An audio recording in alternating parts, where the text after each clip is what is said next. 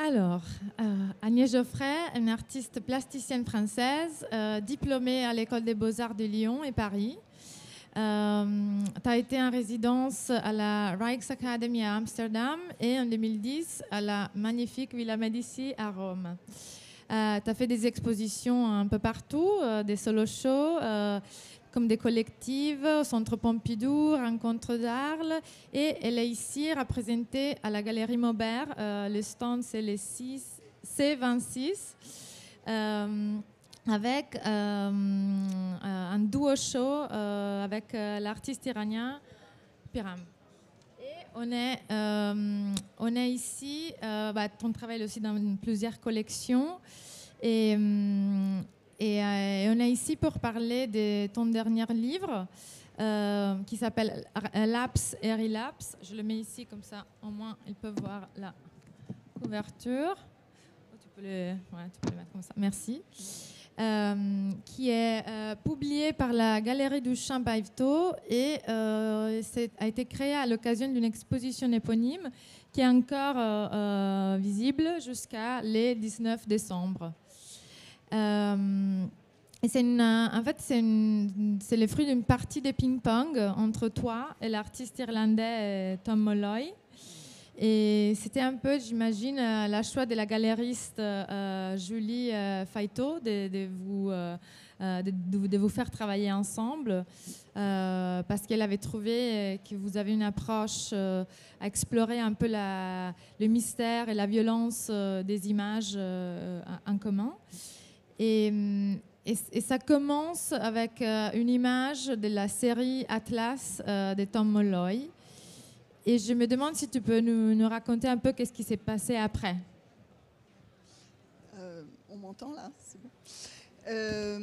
Oui, donc c'est une expo qu'on a fait ensemble. On se connaissait un petit peu avec Tom Molloy, qui est un artiste irlandais qui a un travail de dessin dans un premier temps et ensuite qui a aussi une pratique photographique et qui, comme moi, collecte, chine des images aux puces ou chez des revendeurs d'images.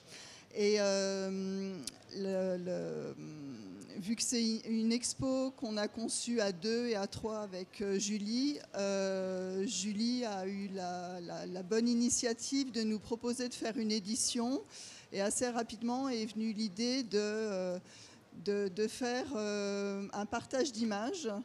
À la fois issus de notre collection ou de notre propre travail photographique. Et pour ce qui est alors ce que vous voyez défiler, c'est donc à chaque fois... en fait, à chaque fois, mes photos sont plutôt celles en noir et blanc et celles de Tom plutôt celles en couleur. Donc là, elles paraissent agir en diptyque, mais en fait, elles se répondent au fur et à mesure des pages. Et la première image a donc été cette acrobate inversée et auquel j'ai répondu par une image que j'ai moi-même mis en scène avec deux acrobates qui sont en tête à tête. Et c'était comme un jeu avec Tom de déceler dans l'image qui nous était envoyée un détail ou la plupart du temps, c'était un détail qui faisait accroche, à laquelle on répondait par notre propre image. Donc, par exemple, pour le travail de Tom, c'est un travail photographique qu'il a fait. En fait, il a puisé dans son fond de son travail. Il a arpenté autour de sa résidence près de Rouen. Donc, c'est des photos en couleur, comme ça, prises sur l'instant. Et pour ma part, c'est 3 corpus d'images. C'est soit des images que j'ai moi-même mis en scène, soit des images qui font partie de ma propre collection d'images anonymes la plupart du temps que je chine, ou alors des images anonymes que je retouche la plupart du temps de façon numérique et que j'ai incorporées. Donc c'est 3 corpus qui se télescopent comme ça. Merci. Et dans le livre, il y a un texte de Julie Jones, Silence et fécondité de l'image, où elle a en fait fait une relation entre ce que vous avez fait et le jeu surréaliste, les cadavres exquis. Mais il y a une petite différence. Est-ce que tu peux nous en parler de ça? Oui, normalement, dans la notion de cadavre exquis, il y a toujours qui a été initiée en grande partie aussi par les surréalistes, qui a été repris par les surréalistes et notamment bretons. Il y a toujours une partie qui se dérobe au regard. Donc la plupart, c'est des figures plus ou moins anthropomorphes, mais ça peut être des tas d'autres choses. Mais l'idée, c'est qu'on dessine à partir d'un fragment qui reste visible, mais on ne connaît pas la forme complète. Alors que c'est là où Julie Jones parle de déplacement par rapport au cadavre exquis, c'est que nous, l'image qui nous était envoyée était révélée dans son entièreté. Mais on a presque fait une inversion où, comme je disais, on essayait de rechercher un détail dans l'image pour se réasseoir dessus et reproposer une image. Merci. Et souvent, tu parles de toi-même comme d'une iconographiste. Ça se dit, ou iconographe? Iconographe, oui. Iconographe, désolée. Et, car tu choisis des images anonymes, marché au plus, ou parfois tu décides de travailler avec des images des autres que tu subvers avec des interventions un peu mischievous, on va dire. Et parfois j'ai eu l'impression que comme si cette iconographie anonyme, vernaculaire, un peu excentrique, que tu arrives toujours à trouver, influence aussi subtilement le style de tes photos à toi. Et je me demande, au niveau artistique, quelle est la sensation, la différence pour toi de travailler, récupérer, redonner une vie à des images oubliées par rapport à quand tu produis tes propres images? Alors, déjà, pour ceux qui ont l'habitude de rencontrer des images anonymes, il y a des perles. Hein. Et je ne fais pas de hiérarchie. Il y a un endroit où je ne fais pas de hiérarchie entre ma production d'images et les images que je réactive. Simplement, dans ces images anonymes que je récupère et que je réactive, il y a toujours une forme d'intervention de ma part. Soit je les retouche, soit je les associe, soit je les distore, comme par exemple sur le stand de Florent Maubert, où je les protège dans des boîtes en verre soufflé.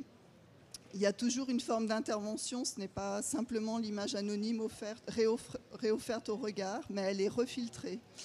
Mais voilà, c'est cette notion de non-hiérarchisation entre mes propres productions et ces images qui ont une force réelle. Et c'est surtout que, bon, pour la plupart, en tout cas quand je les chine au puce, c'est que la plupart sont destinées à être perdues, abandonnées, détruites. Donc c'est les réoffrir au regard, c'est les donner à repenser, leur donner une nouvelle vie. Et ce que tu évoquais, je pense, c'est que non seulement je les redonne à voir, mais dans ma propre production d'images, dans les images que je mets en scène, parfois je rajoute du faux grain photographique, je repasse souvent les images en noir et blanc, pour redonner une indéterminabilité comme ça dans des images qui seraient dites de la photographie, comme de la photographie plasticienne, mais ça les rend plus imperceptibles dans l'origine même de ces images. On pourrait penser qu'elles viennent d'archives familiales, d'archives de presse ou d'autres types d'archives. Il y a un trouble qui se crée. Et c'est ce trouble finalement qui m'intéresse dans le passage, la circulation entre ces images vernaculaires et ma propre production d'images. Et c'est un peu aussi ce que tu fais dans ta dernière série Proofs, dont j'ai écrit sur les prochains numéros de FOM, numéro 60, sur la relation texte-image. Oui. Où tu tamponnes des images qui n'ont pas forcément été... ses origines étaient des images de presse, et du coup tu les transformes si tu peux nous dire Ouais. quelques mots. C'est d'ailleurs autour de la question de la phototexte qu'on s'est rencontrés. Alors voilà, c'est des images qui sont montrées aussi sur le stand de la Galerie Maubert. C'est des images anonymes, pareil, que j'ai chinées. Sur lesquels j'ai apposé un tampon, j'ai collecté tout un type de vocabulaire propre au laboratoire photographique et propre au tirage photographique, comme les images tamponnées, le vocable le plus connu est épreuve sans retouche, par exemple. Donc c'était réapposer tout ce type de vocabulaire, de terminologie, mais qui évidemment, placé sur certaines images, redéplace à la fois le sens de l'image et le sens des mots. Et c'était cette ambivalence comme ça qui m'intéressait dans le rapport texte-image. Merci. Est-ce qu'il y a des questions dans l'audience? Non? Pas de questions? D'accord, mais je te remercie pour avoir été avec nous et je passe la parole à mes prochains collègues qui vont continuer les DI Talks. Merci, au revoir.